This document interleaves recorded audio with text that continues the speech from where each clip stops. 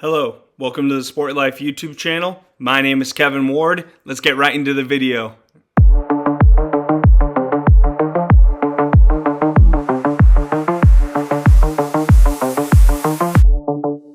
In today's video, we're going to be talking about Kyle Shanahan and just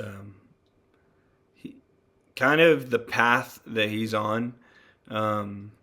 And this is, I guess in a way, this is I believe in Kyle more than anything. Like I've seen guys go on the path that he's on, and I've seen them come out on the better end. And you know, this is just kind of what this video is kind of going into. But Kyle's had it rough, and like he's had a lot of success. Don't get me wrong. I'm not saying like he's had a rough time as a head coach. He's had plenty of success. He's been to 2 Super Bowls as a head coach. Lost to who we might call at some point the second greatest quarterback of all time, right? Also, he lost one as a coordinator to the greatest quarterback of all time. He was up 28-3. I can't disagree with the fact that he should have ran the ball in that situation to just have them kick a field goal to keep the game out of range for Tom to come back from. Like he has to take a lot of blame in that, and he has to take a lot of blame in how the 2 Super Bowls went, right? Like more so the first one than the second one. They should have kept running the ball. Like the Chiefs weren't showing that they were going to run the ball, especially that last series. I think they went 3 pass plays and with Jimmy G, and I just didn't agree with it. They were running so many things with Debo behind the line of scrimmage that was causing so much havoc for the Chiefs defense. You were up 10 with like 7 minutes ago. You got to win that game. You got to win that game. So it is on him.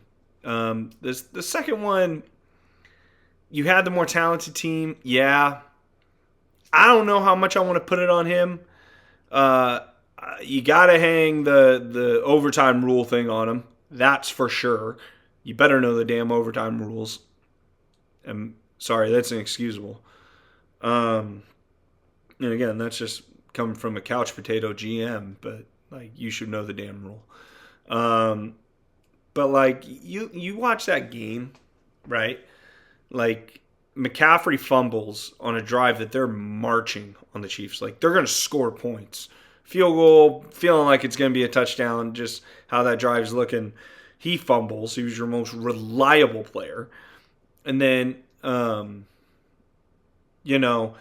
you have your punt returner muff a punt, and then they score on a touchdown the very next play, right? You had a right tackle and a guard miss an assignment on a play where Brock misses Debo by a foot or something like that on a pass to the end zone. That happens. There was that 4th and 1 play where Bosa jumps on the running back and it's a read option with Patrick, and Patrick pulls and he gets the first down. And then the topper on all that is Greenlaw rips his Achilles running on the field. Like, are you freaking kidding me? In a game where that defense was shutting him down. And as soon as he left, like that game flipped offensively for the Chiefs. Like they absolutely hit a different switch when Dre left the game. How many of those things are in Kyle's control? Again, overtime thing, I'll give it to you. But outside of that, like how much is on Kyle? I just don't know. But again, he has his fair share of blame in the other 2. So he's kind of on this journey, kind of like Andy Reid was, right? Like Andy Reid goes to the Eagles 14 years. He goes to multiple NFC championships. He goes to a Super Bowl, right? He doesn't get it done, but he has tremendous success with the Eagles. It feels a lot like that with Kyle. A lot like that with Kyle, right? And, he just can't get over the big one. He's a great coach. Everyone thinks he's elite. Everybody reveres him. You look at his offense, and his style of offense, it's everywhere in the league. Now, it's his dad's style, and Kyle's had his wrinkles into it for sure. But everything comes like Matt LaFleur runs the same offense. Sean McVay runs the same offense. Um, you know, Zach Taylor comes from Sean McVay. I think Kevin O'Connell comes from Sean McVay. Um, Mike McDaniel comes from Kyle Shanahan. The LaFleur brothers, Mike LaFleur comes from Kyle. Matt comes from Kyle. Sean comes from, like, you see what I'm saying? Like, this Shanahan tree is just building and building and building. It's got so many layers, so many branches on itself throughout the league because everyone wants to run Kyle's offense. Everybody. Even the Eagles now. They just got Sean Mannion. They want to run Kyle's offense. And you're just seeing it spread throughout the NFL. And again, it comes from, the Shanahans. And I just have a hard time believing, and maybe I'm wrong, maybe he ends up like the Buffalo Bills head coach, Marty Levy, I think is his name, and goes to, maybe he never wins the big one. Buffalo Bills head coach went to 4 straight Super Bowls. He either went to 4 straight or he went to 3 and then they switched the coach or something like that. But anyway, he went to multiple Super Bowls. Great run.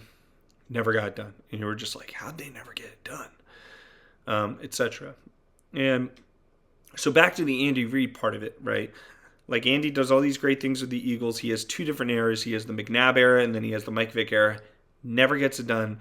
Great offensive teams, great talented teams. And they never get it done, and they fire him, and he goes to the Kansas City Chiefs. Upon arriving with the Chiefs, right, he has the first part of that era with Alex Smith, and they were a really good team. They were successful, for sure. Like, they were consistently winning 11 games. NFL teams would be very lucky to have a head coach winning them 11 games every year. And then, at some point, he gets his quarterback in Patrick Mahomes, and the rest is history. And they, like, think about how fast... And it wasn't fast because it took a long time. He got hired as the head coach of the Eagles in the late 90s. And then it takes him till 2019, 2020 to win a Super Bowl. So it took him 22 years. But we went from Andy being one of the greatest coaches to never win one. And, wasn't even in people's top 10s of coaches all time. To then, when they win their first one, and then 5 years later after that, we're saying he might be the second greatest coach of all time. That's a lot. Correct me if I'm wrong, but I think he's went to 6 Super Bowls. He's won 3 of them. Went 1 with the Eagles. He lost 2 with Pat. He won 3 with Pat. So,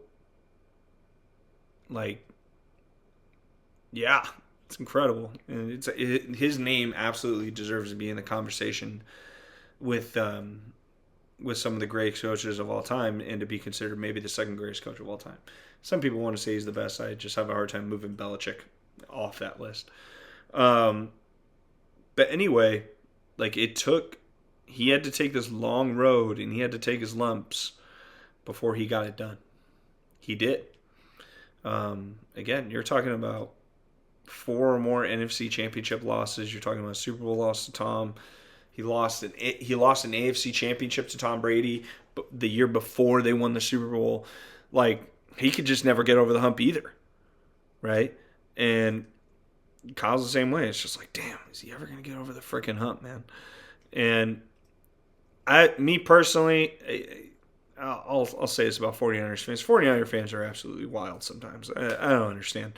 How do you experience Jim Tomsula and Chip frickin' Kelly? How do you experience that and be like, yeah, Kyle, we don't want you anymore? What is wrong with you? What the hell is wrong with you? Are you serious? You want to go dip back into the pool? Kyle's getting hired in the next 3 days, him hitting the street. You cannot name me 5 guys better than Kyle. You can't. You could say Sean McVay. You could say Andy Reid. You can say...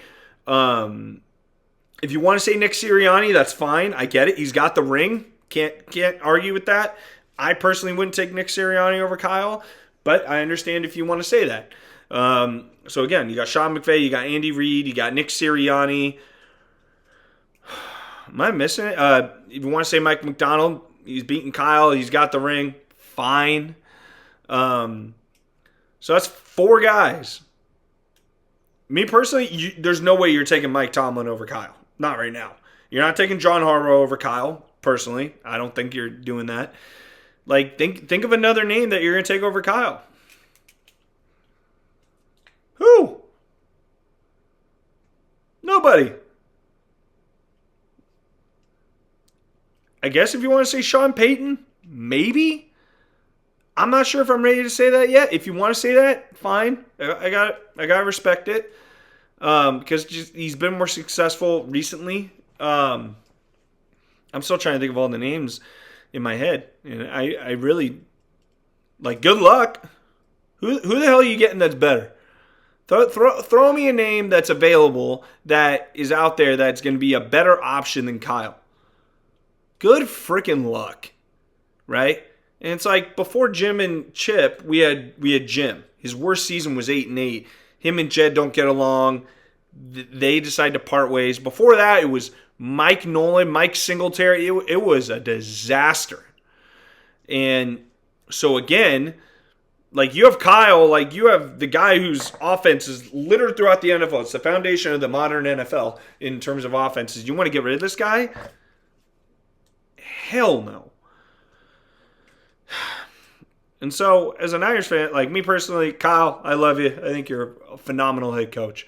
I like the foundation and the attitude that you bring and your players bring and the core and, you know, how this team has, what they've been about going forward. I support them 100%. I support John Lynch 100%. Have some of their drafts been great? No. Did they absolutely miss on Trey Lance? Yes. But again, like, just I want you to think about this. Like this past year, they went 12-5 with that team. Are you freaking kidding me? They won a playoff game. They beat the Eagles at home. George is hurt. Fred's hurt. Bosa's hurt. Like, are you serious? And they won? What? Like, come on, man. Ricky was out for a lot. Like, come on, dude. Like, that's impressive. It really was. To win 12 games by the way, in the best division in football. You had 2 teams in the NFC Championship and 1 team won the damn Super Bowl. Oh, by the way, you beat the team that won the Super Bowl in the first game of the year. Now, I get it. It's the first game of the year. Seattle got better. You still beat them. You beat the Rams with Mac frickin' Jones and Kendrick Bourne as your wide receiver 1.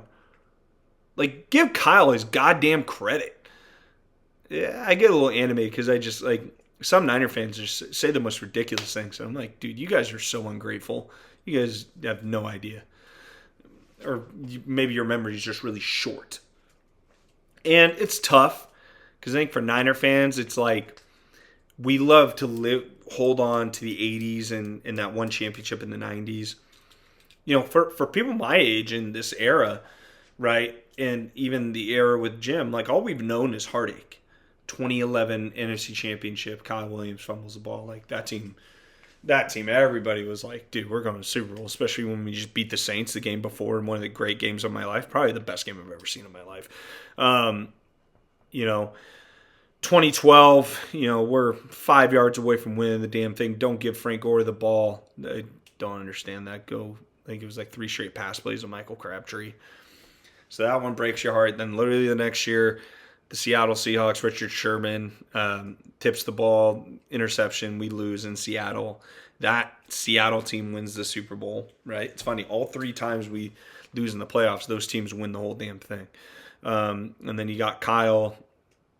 He's had his fair share of heartbreaks, you know, with the Super Bowl of the Chiefs. And then, you know, you had the NFC Championship against the Rams where Tart drops the interception. And you had him also with, you know, Brock splits his elbow and you don't have a quarterback in one of the craziest games ever. And you don't really have a fighting chance against the Eagles. You lose that one. And then obviously with the Kansas City Chiefs, you lose that one. Right. And so it's just you know, Niners fans have had a lot of heartbreak. At least my era of 49ers fans, like all we've known is heartbreak. But I think Kyle's the one to eventually get us over the hump. We just got to be patient. We got to ride it out. I truly believe that. Like when Andy Reid finally broke through, like when Kyle wins that first one, like I want the casual football fan to think of how that conversation is going to start changing. He wins one, you're going to argue he's the second best coach in the league behind Andy. You're going to argue that. Rams fans are going to have the right to say that Sean is better. He beat him in the playoffs. He's been to as many Super Bowls as Kyle. But when Kyle wins his first one, he'll have been to more Super Bowls than Sean. He'll have as many, right? He'll have a better resume than Nick Sirianni, right? He'll have a better resume than Mike McDonald, right? Like, you're going to argue he's the second best coach in the league. Like, think about that. He wins one, and that's all with saying that Sean doesn't win another one or Mike McDonald doesn't win another one, which both those teams definitely could. But, like, as soon as he wins the first one, I truly believe this. When Kyle wins that first one, it's going to be a breaking point for him. It's going to be a breakthrough point for him. And I think he could go on a run, much like Andy did with Mahomes. You win that first one, it's just like there's so much relief. There's such a there's a monkey just literally ripped off your back. You saw it with Jordan, right? Like they just couldn't get by the Pistons, and then when they finally got by him, and then win the first one, they went on a crazy run. Same with LeBron, right? Like LeBron loses to the Mavs, but then he wins his first one against the Thunder. Boom, wins the next one. Boom, goes to another one, loses, but then he goes to like 8 straight finals, beats those 73-win Warriors. Like, then we're just expecting them to win instead of just being like, oh, they can never get over the hump. Like, there is that breaking point for every coach, every athlete, that when it happens, the sky's the limit for them. And they kind of, it's funny, like, the scheme didn't change, but it's almost like they figure it out. They, like, figured out the missing piece that allows them to be more successful. And I think Kyle's going to figure it out. I really do. He's an amazing offensive mind. I've seen him change how to scheme up his offense around different players, right? Like he's way more pass aggressive down the field happy, with Brock Purdy than he ever was with Jimmy G. Everything was around the line of scrimmage. Everything was 5 to 10 yards out, and it was just like, all right, Debo go make a play. Kittle go make a play. All right, we got to have a great run game with Elijah Mitchell and Raheem Mostert and all these guys. Like, he's just found a way to make it work with the roster he's presented with. Again, example A, the team he had last year, like he lost all of his superstars, and he still found a way to get it done. It really only had like one dynamic piece to work with, and that was CMC. And he wasn't that efficient, and understandably so. The whole team knows he's getting the ball, and they're like, all right, we're just not going to let him beat us. But he still found a way to win. And so I said it in one of my videos, obsession like beats everything. And I know we've heard that before. Obsession beats talent every time. It's freaking true. I think he's one of these football life obsessive guys. That's all he thinks about is football. It's all on his mind. It's all he ever does is how can I be better? The hours he probably spends in the film room. Like I would pay money. I really would. I would pay money to just shut the hell up and observe Kyle coach. Like, what does his week look like? To really appreciate the dedication and the work ethic he has to put in to be as elite at his craft as he is. Don't get it freaking mistaken. He's elite at his craft. He's freaking elite. Okay? I mean, you listen to some of his players that play for him, they're just like, dude, he just knows. Like Kittle, brings up stories where he's like, oh yeah, Kyle says on this play, I'm going to be wide open by like 10 yards. And then we're going to get like a 30, 40-yard touchdown. And he's like, what? And then all of a sudden he's like, Jesus Christ, how do you know that? And like his mastery of film, his creative play design to set up certain things. Like you hear it all the time. Like he'll run the same play, even if it gets like 3 yards, 2 yards a pop, 4 times or 3 times, because he's trying to set up a play 5 plays down the road. And then that's the one that rips off for 50 or 40 yards. And he's so patient and he understands what he's trying to do. he really is impressive. But so, like, back to my original point. I'm just talking why I think he's great. He is just going to have to go through these lumps right now. A lot like how Andy went through them with Kansas City or with the Eagles. Now, there is a chance he doesn't do it with the Niners. Niners move on. He moves on. He goes somewhere else and he wins championships, which would be the ultimate nightmare for 49ers fans. Let me tell you. I know Eagles fans are like, we got our ring before Andy got his, but Andy went to 5 Super Bowls and he got 3 rings. The Eagles, since Andy left, got 2 rings, went to 3 Super Bowls. There's no saying that if Andy stays, they get it done. That's not what I'm saying. But you probably want to have Andy's resume since he left Philly than what Philly did. And if Philly's accomplished great things, 2 rings and been to 3 Super Bowls, they ain't mad about it. But Andy's went to 5 and brought home 3. And like Andy's gotten the better end of the deal. He just has. And so that's kind of your ultimate fear with Kyle and the Niners is like they just part ways. They fresh start for each, and then Kyle goes somewhere else, and then he goes on that Andy Reid like run, rebuilds this thing somewhere else, and then he goes on to have the run, and then the Niners are sitting here like, damn, why couldn't it have been with us, right? And there's no saying that the Niners end up being like what the Eagles were. Right, where they get their Doug Peterson or they get their Sirianni and they at least get a couple. There's no guarantees with that. I have a hard time believing that if you let Kyle go, you're going to find something better as a 49er fan. Like, there's just no freaking way. And even as this core is aging, and it's definitely aging with Kittle and Fred and Nick and Christian and all these guys, right? I still believe in Kyle and John that if they have to rebuild this thing around Brock going forward, they can do that. I believe they can do that because they did it from nothing. They inherited garbage from the start.